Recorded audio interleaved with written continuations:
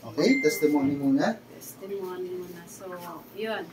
Papasalamat ako kay Lord kasi sa mga pinagkaloob niya sa akin, sa mga, nung ako nag-start pa ako sa kanya, kasi nung nasa province pa ako, so doon ako nag-start. Ang lola ko, lagi niya kaming pinapapunta ng church talaga. So, ever since Pentecostal church talaga kami na nag-worship kay Lord. So, after that, pumunta na ako ng Manila.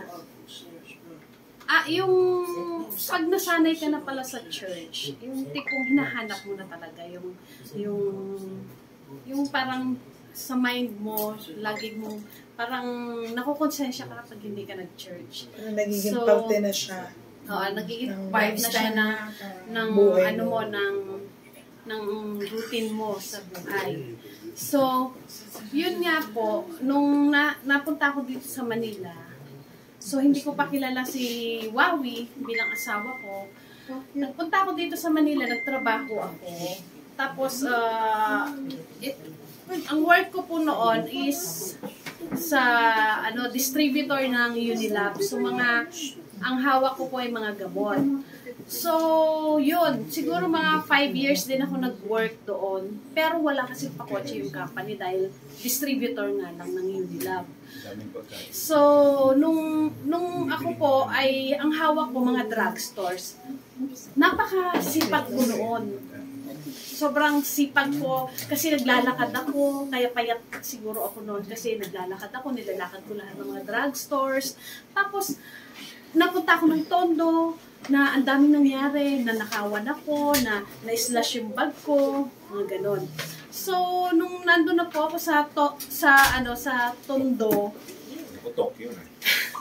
sa Tondo, na nagko-cover ako ng mga drugstores, naglalakad ako. Siguro mga 4 years ko nang ginagawa yun. Sabi ko, Lord, sabi ko gano'n, nag-pray ako habang naglalakad ako.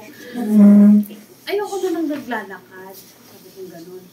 Bigyan niyo naman ako no Lord ng yung medyo maginhawa naman ako. Ayoko na nang naglalakad kasi napapagod na rin ako. Tsaka payat ko na.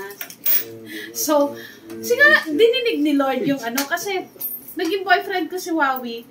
Si Wawi, binenta niya sa akin yung kotse niya. May pera naman ako noon. Ganun yung nangyari ng setup namin. So, binenta niya sa akin yung kotse niya. Magkano? Sabi ko pa nga. Magkano nga? Parang hindi. Parang 60,000. Tubo, malaki tubo. Sabi, sige, pwede na yan. Sabi ko, pagpa-practicean ko lang naman. So, yun. Practice ako. Tapang-tapang ko pa talaga. Kahit gumigewang-gewang ko na gano'n. Tapos, tinuturuan naman niya ako na Tapos, ang sakit sa kamay talaga. Ang sakit na sa kamay dahil, hindi siya power steering. Pawis talaga.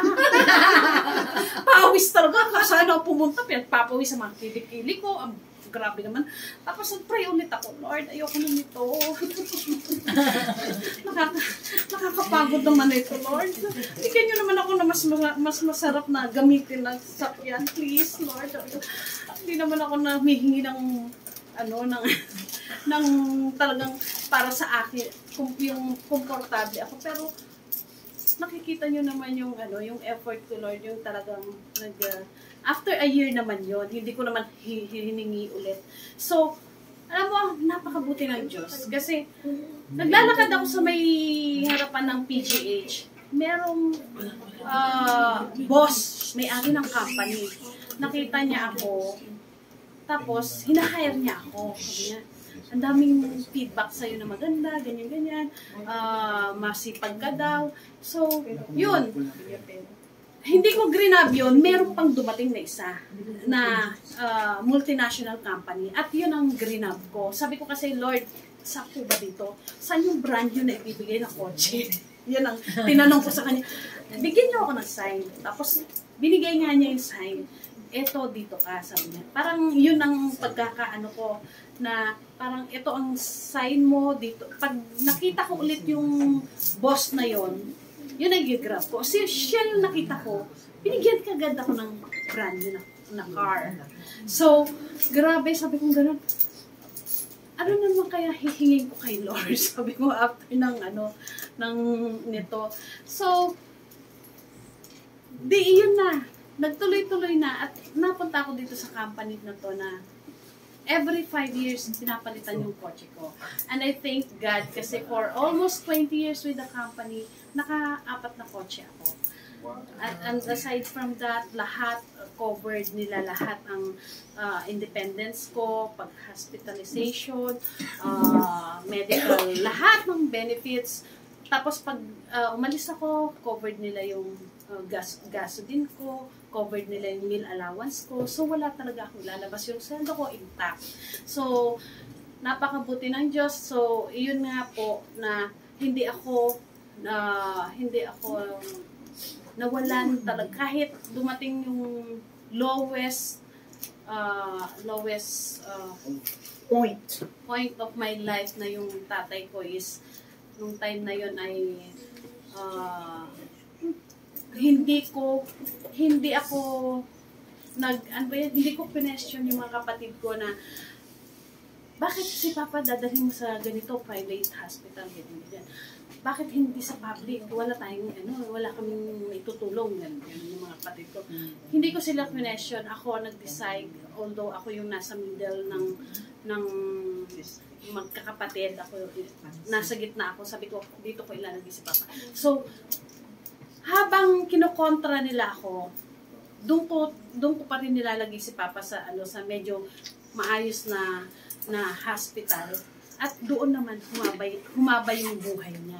Kasi nung nagpunta sila sa public, hindi sila inaasikaso kasi walang kakilala. Pero nung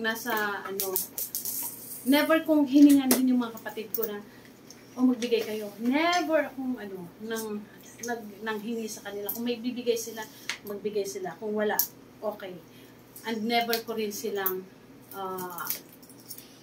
yung parang hindi kinondem sila na wala kahit nung mamatay na ang father ko nung dalaga pa ako ang nagbabayad ng SSS nila, wala silang narinig sa akin. Ako ang nagbili ng yung St. Peter ni Papa ko, wala silang binigay sa akin na ni pisong guling. So lahat yon siguro dahil doon sa sobrang pagmamahal ko sa parents ko. Ino-honor mo kasi yung parents mo, kaya din-bless ka. True. Sobrang mahal na mahal ko tatay ko kasi nung time na nasa school ako, binibigay niya lahat. Nagtatrabaho talaga siya ng sobra. Na hindi siya umuwi sa gabi para lang ma-provide niya lahat yung namin. Businessman kasi siya. So, hindi ko siya talaga totally nakikita.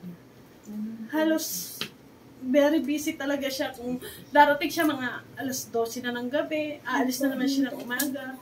So, never ko talaga, wala akong masyadong memory kay Papa kasi, pero ang natatandaan ko lang, lahat talaga, pagbayaran ng tuition fee, yan, isang bagsak, bayaran mo. Nung gusto kong pumunta ng Canada, na sabi ko tapos na ako noon, mag-aaral ako ng caregiver, tigyan ako, magkano kailangan mo? 60,000 binigay niya, pero hindi nga natuloy dahil na-scam ako. Tapos yung 60,000 na yun, nabawi naman, pero hindi ko na binalik sa kanila. Yun ang pinang-umpisa ko hanggang nagnegosyo ako, nag-buy and sell, and then yun, binalik. Tapos ako naman yung nagpapadala sa kanila. So, until now, talagang binabalik ko sa kanila kung ano man binibigyan ni Lord sa akin na blessing.